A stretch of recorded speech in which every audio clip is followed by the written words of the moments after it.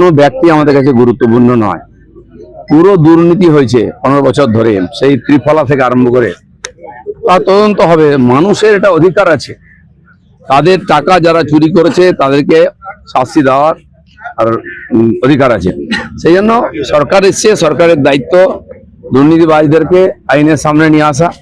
প্রশাসন সেই কাজটা করবে, আইন তাদেরকে সাজা দেবে। বন্ধ হয়ে গেছে গরু পাচার, দেখেছেন এই এক সপ্তাহে? বালির গাড়ি দেখেছেন কোথাও?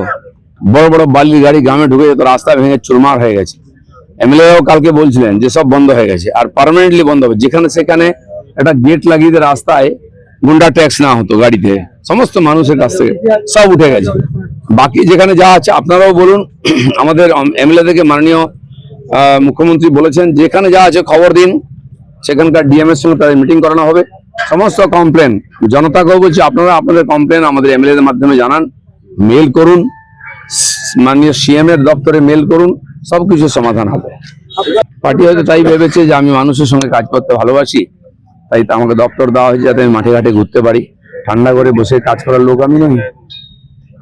তবে নিয়ম ভেঙে কেন ওখানে জেড প্লাস হবে? কেন এই রাস্তা বন্ধ হবে? আজ ওখানে লোক যাতায়াত করছে খুশি, ওখানে বাস চলতো, বাস বন্ধ করে দেওয়া হয়েছে একাধিক, সেগুলো চালু হবে। সাধারণ মানুষ সবাই কমন ম্যান, আর ওদের শত শত নেতার বাড়িতে পুলিশ পাহারা দেয়। কেন?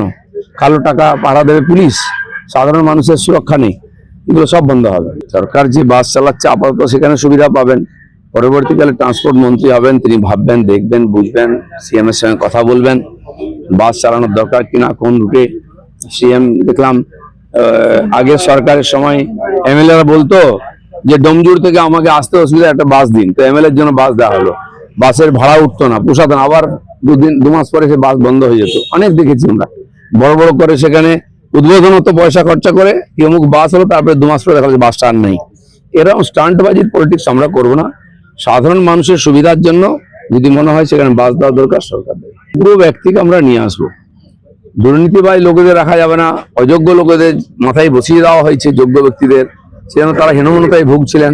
যোগ্য ব্যক্তিকে সামনে আনা হবে, আরো অনেক পরিবর্তন হবে। সুড়ঙ্গ দেখবেন, গুহা দেখবেন, ঘরের মধ্যে আলমারি দেখবেন, টাকা ভর্তি, এগুলো সব বেরোবে আস্তে আস্তে।